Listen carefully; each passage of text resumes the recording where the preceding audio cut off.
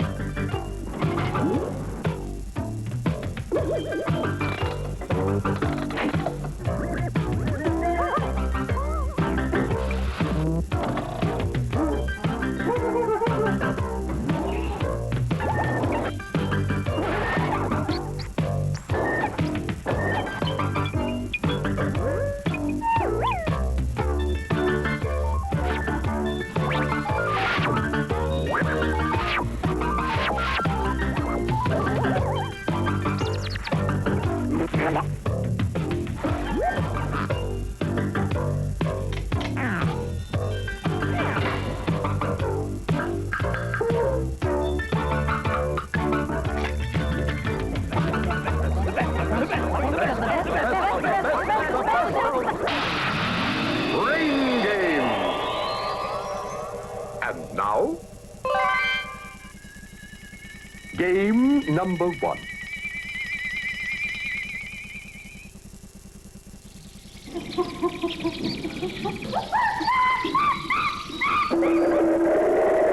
Yikes!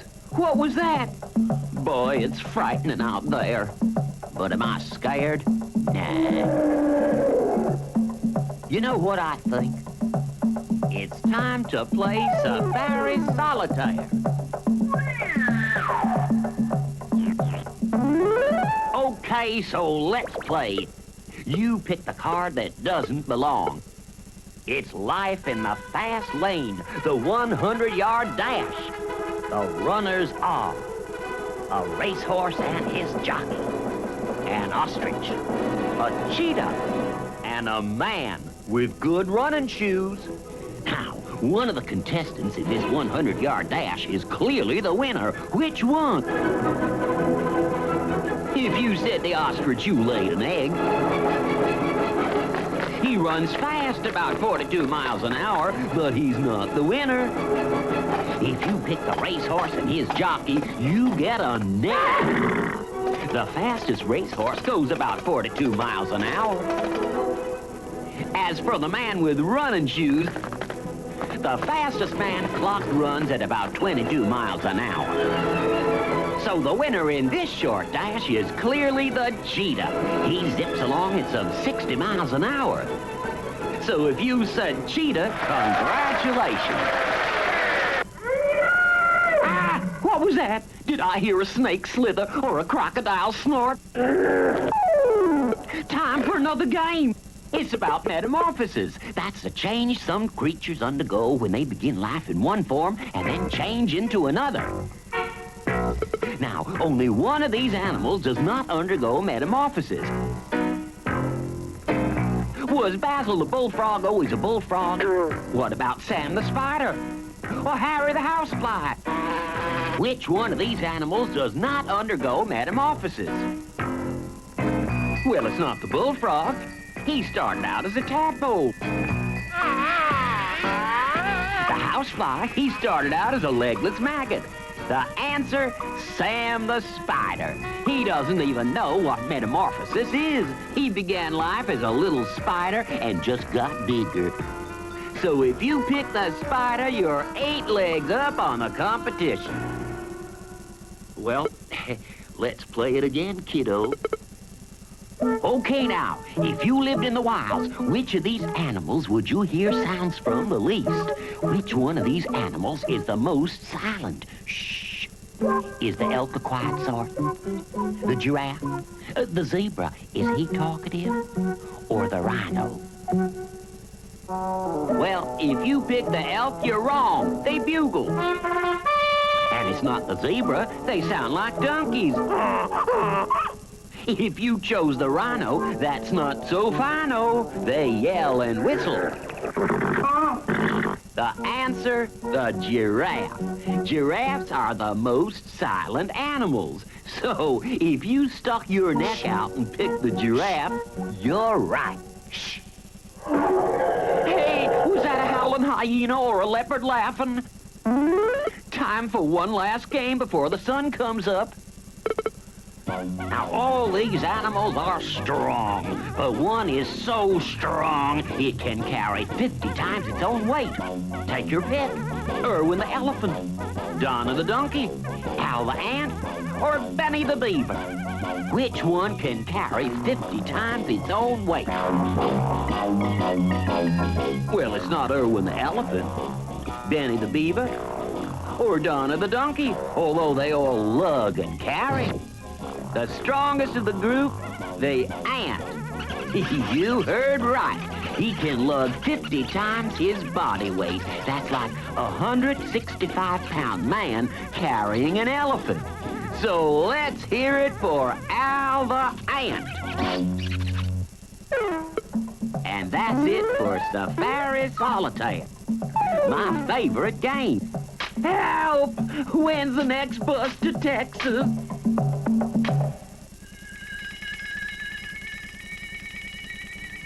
Game number 2.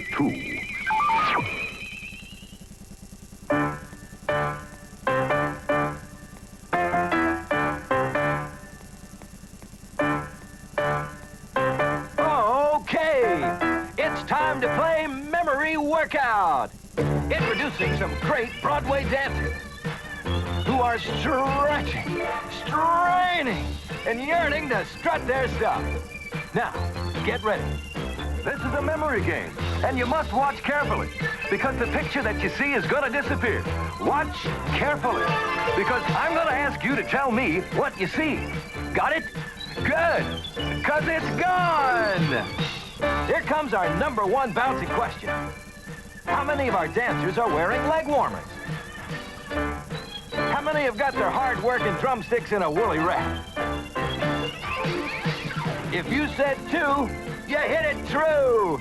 You've got multicolored, and you've got bright red. And the stretching and straining goes on with question number 2. Bottoms up and pay attention. I ask you, how many of our dancer friends are wearing striped shirts? How many striped shirts are our jumping beans wearing? Hey, if you said 1, we'll have some fun. 1, it's his. It's striped-shirted Jeremy. And Memory Workout goes on with question number 3. This is a brainy one. Keep your screws on tight. All right, question number 3. How many dancers are wearing headbands? How many dancers have their heads under wraps? 2 it is. 2's what you said. There's Susie and Sam, and they're both wearing rings. And now for question number 4.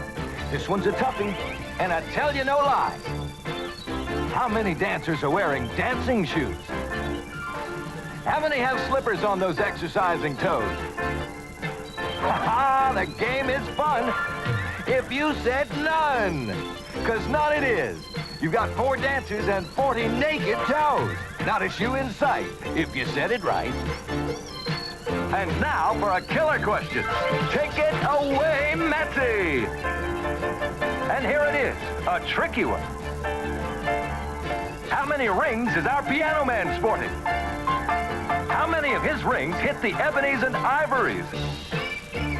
If you said 3, then right you'd be. He's got 3 gigantic jewels. 2 on his left hand and 1 big sparkler on his right.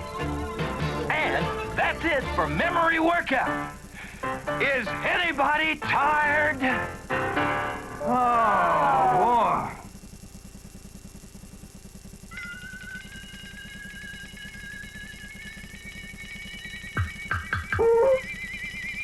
Game number 3.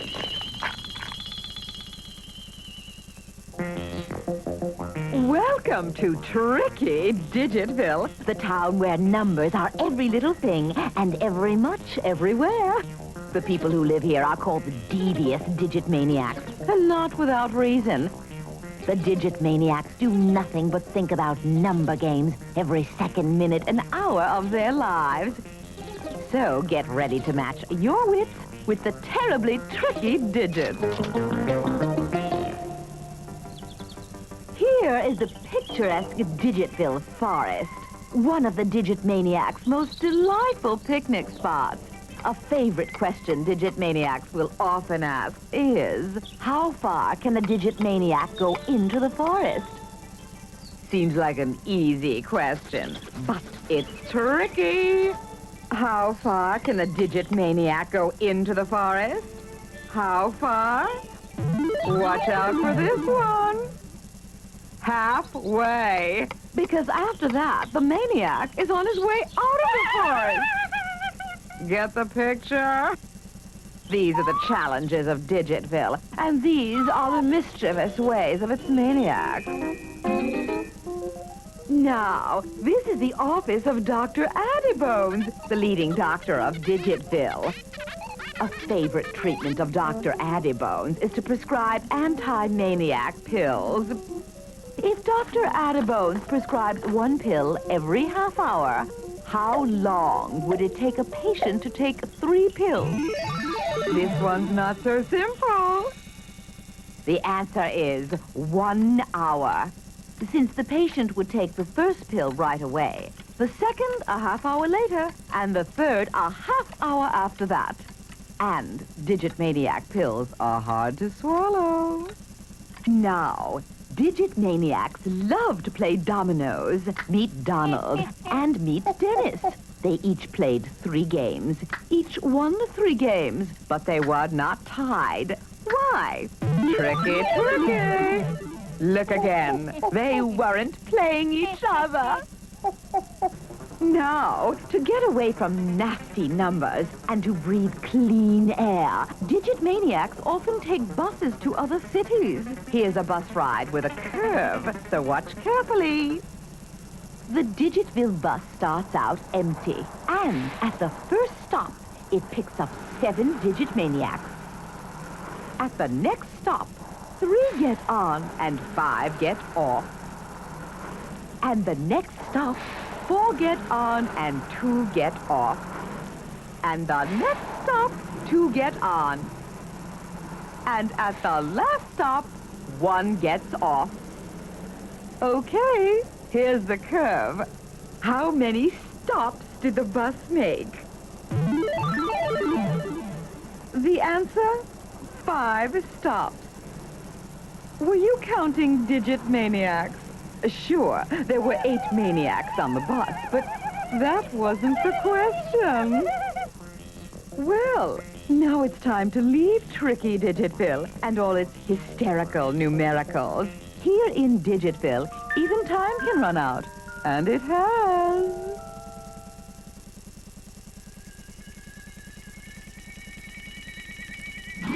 Game number 4.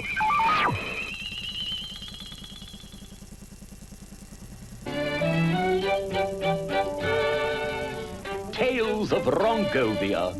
This is the secret book of Rongovia, a place where everybody is out of sorts. And no wonder, because everything is out of time and place.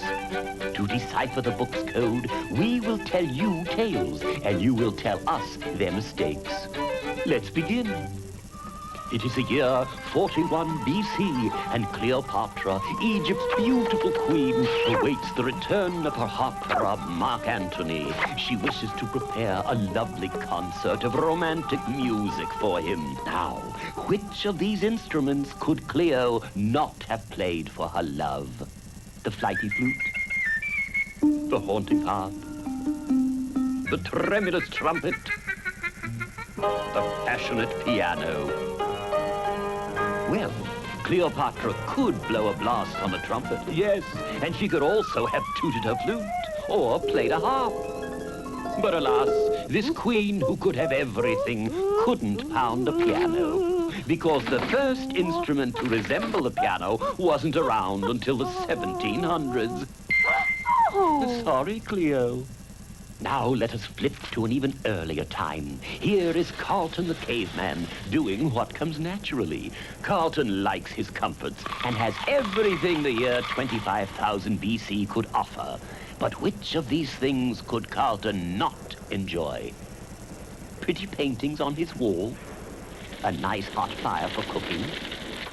Stone weapons for hunting his prey? Or a cart with wheels to keep things a-rolling? Well, Carlton could have had stone weapons, and he could have had wall paintings, or cooked with fire. But what Carlton the caveman could not have had was wheels.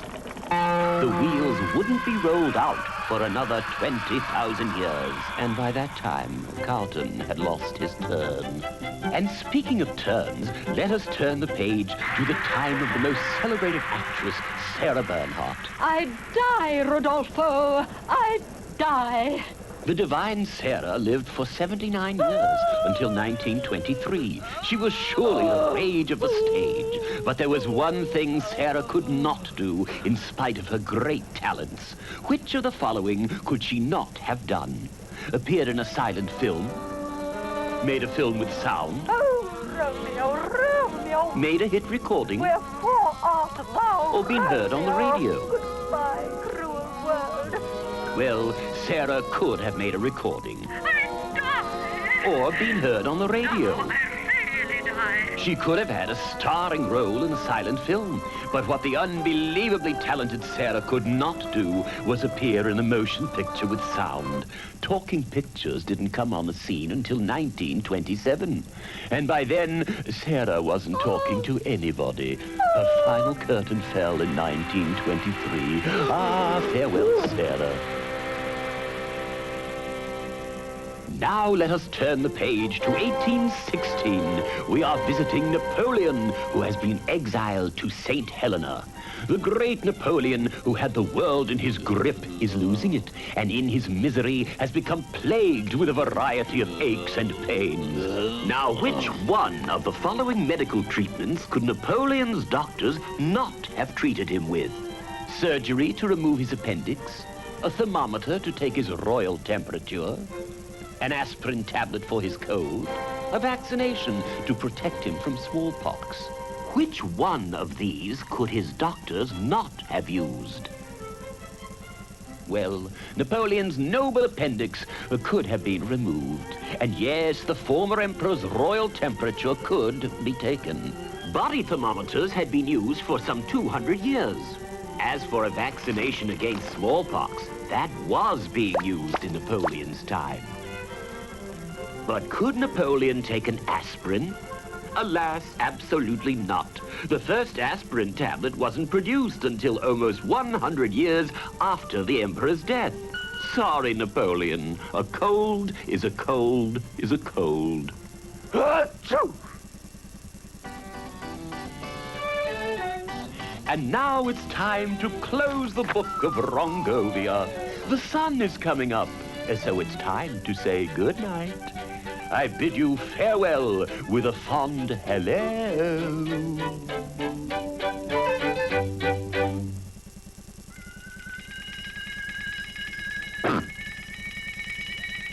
Game number 5.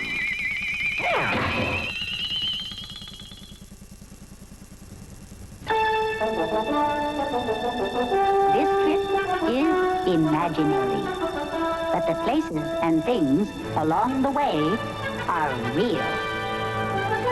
After a 2 million year visit on the planet Earth, the homesick space creature BLT prepares to return to his faraway planet.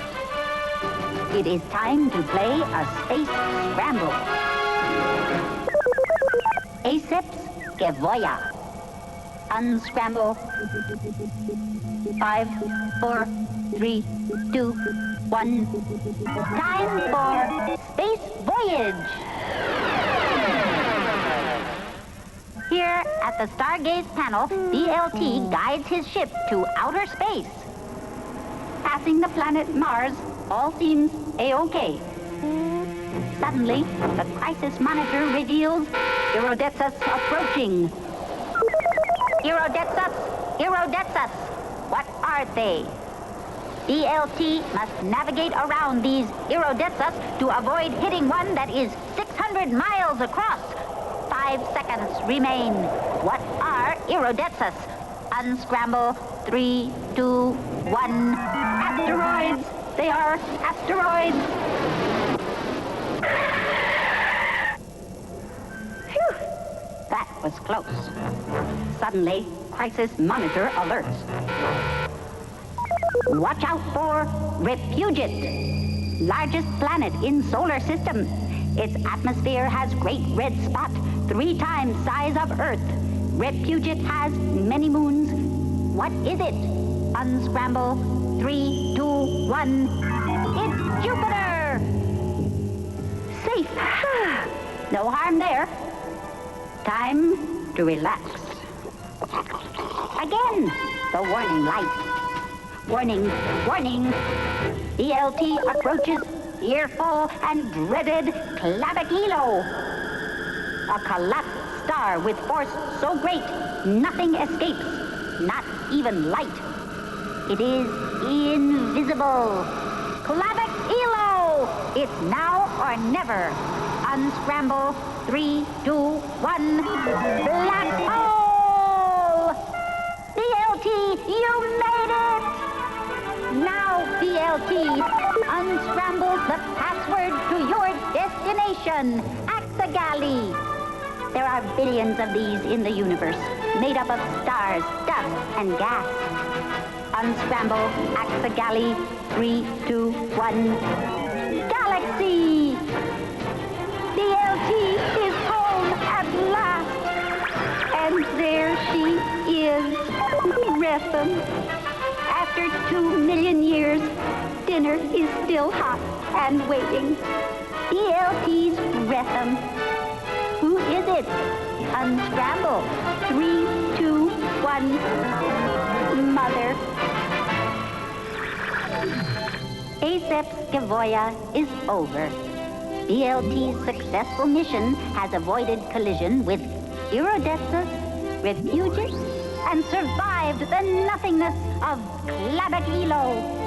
At last he arrives at his home Axagali and finds his dear old Retham. Pleasant dreams, BLT. And good night.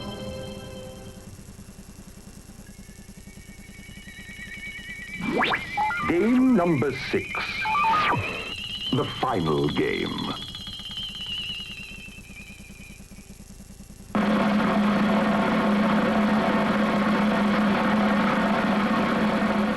And now, at last, the absolutely positively worst riddles in America contest, featuring the 3 winning riddles. The most disgusting, miserable, rotten, award-winning riddles, chosen from some 1,962 chicken crossing the road jokes that just weren't bad enough. 362 firemen and red suspender jokes that simply weren't disastrous enough. 1,604 enormously terrible elephant jokes. 901 bad baby jokes. 1,461 slippery banana jokes. And from all these and thousands more came at last the 3 absolutely positively worst riddles in America. And now, the moment you've been waiting for. Riddle number 1. This rotten riddle makes a winner of Kelly Mall of Binghamton, New York. Okay, Kelly, congratulations for coming up with one of the all-time losers. Now, here it is. Why did the turkey cross the road? Gobble, gobble. So why did the turkey cross the road? To get to Mexico, where they don't celebrate Thanksgiving.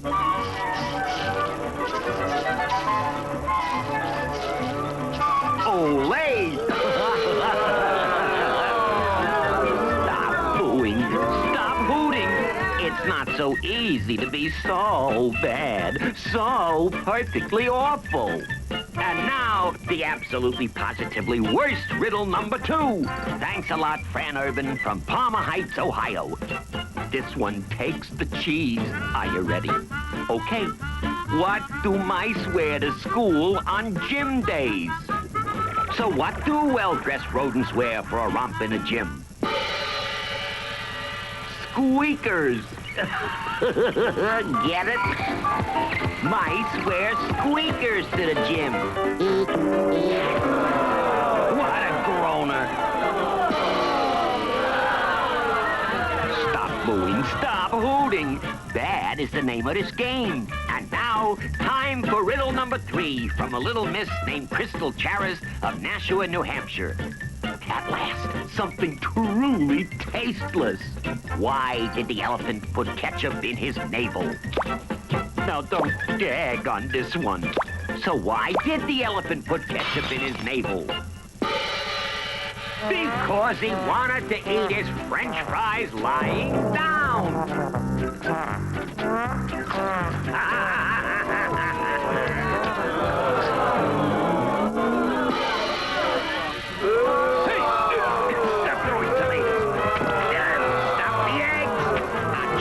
The Riddler just doing my job.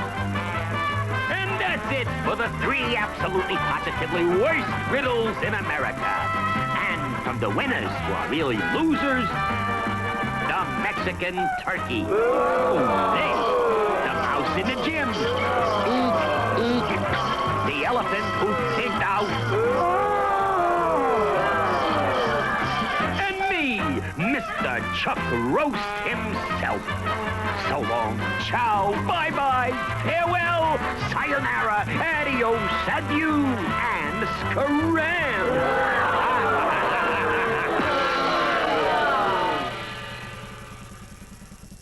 The best of brain games is now over.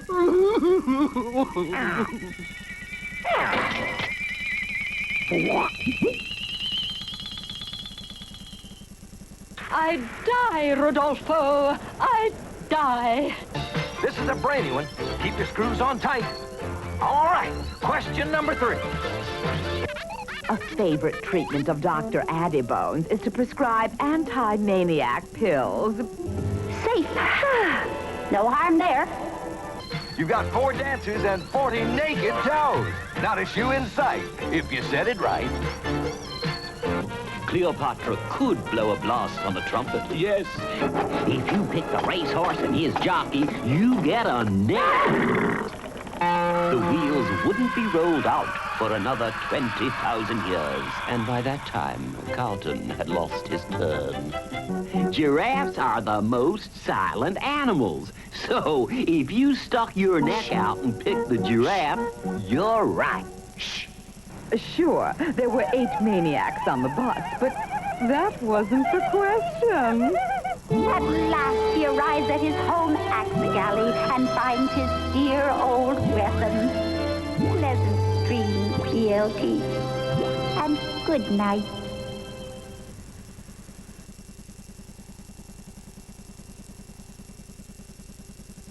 The preceding program has been recommended for family viewing by the National Education Association.